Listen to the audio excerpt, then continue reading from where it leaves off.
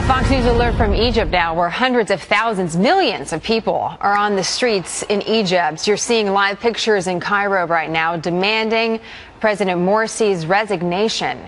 The nation's top general set a deadline for President Morsi to end the standoff with opponents, or at least to engage them, before military leaders move forward with their own plan. What that is a big question. There is now less than 24 hours to go until that deadline.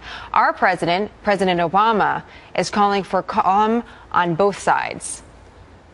What we've consistently insisted on is that all parties involved, whether it's members of Mr. Morsi's party or the opposition, that they remain peaceful.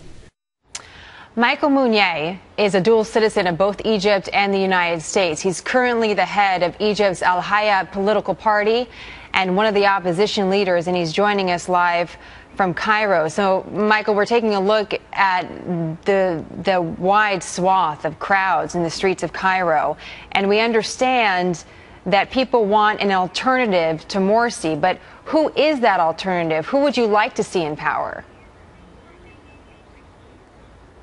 Well, I mean, we want to see Morsi go first, and I think I want to go back to what President Obama says. I think President Obama is making another mistake where he's delaying what he should be actually doing. He should be calling on President Morsi to respect the will of the people and to step down peacefully and to pull his supporters that have been trying to terrorize protesters, peaceful protesters from the streets, and to just yield to the will of the people. I mean, we've seen millions and millions of people since the 30th going on in the streets asking for his resignation. This is the only thing that at this stage anybody would accept. Nobody from the oppositions or the military or anywhere else can actually accept anything other than what those millions that went out on the streets and still on the streets as we speak are asking for. But Michael, so, and if I the alternatives are a lot. I mean, we are looking. There's a little delay as well. I just want to jump in here because one of the things that our viewers are also hearing from people that say the president is making the right move is that Morsi was democratically elected by millions of people in the country as well. And so how do we support his resignation without knowing what is the future of Egypt and what that next government will stand for?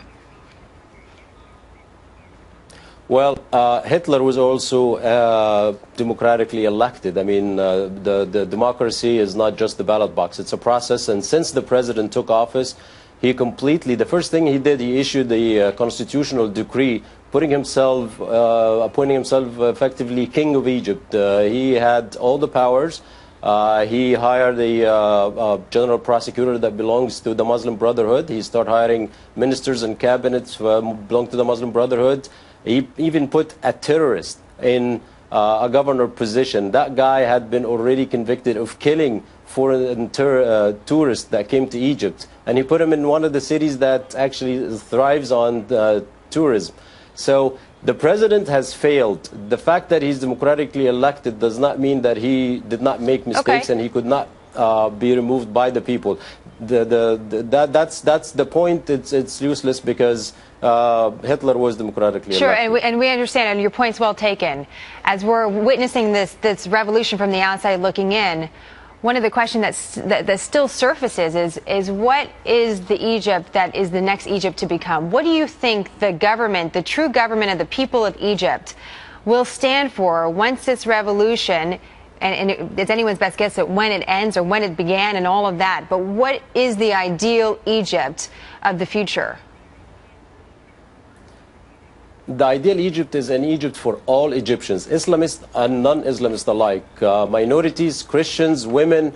What Morsi did, and the reason everybody's on the street, he forced a constitution on everybody that no one liked. It's a constitution that is turning Egypt into an Islamic state. Majority of Egyptians are Muslims, and the majority of those Muslims do not like that constitution. So the best process and the first process to rebuild is to actually draft a new constitution. We can take a little bit of time to have a constitution that is worthy of this revolution. This great nation has put a lot of time and effort, everybody, in the past 2 years to make sure that we have a democracy, we have religious freedom, we have the respect of the law. None of this stuff was happening under this president. Understood, and I just need a quick answer to this. Do you want to be president of Egypt? Unfortunately, according to the Constitution, I can't because I'm also Christian. But we have many talented people that were excluded from the process by the older crowd, the 70 and 80-year-old guys that are still gripping power in Egypt and trying, whether it be on the opposition, by the way, or in the government. And what we want to see a second tier. We want to see people in their 40s leading this country. Egypt is a country that has stars all over the world. Any and most Egyptians that immigrated to the outside world have been extremely successful. There are two advisors of President Obama who are actually from an Egyptian origin. So interesting. What we want to do is want to make sure those people can come back to Egypt and can rebuild Egypt. You have a very interesting story yourself, and we appreciate the time that you're taking to share that with us. It's interesting to note that you're not eligible to be president, and that's something we're going to want to learn more about. But Michael, we look forward to having you back. Thank you so much for the time today.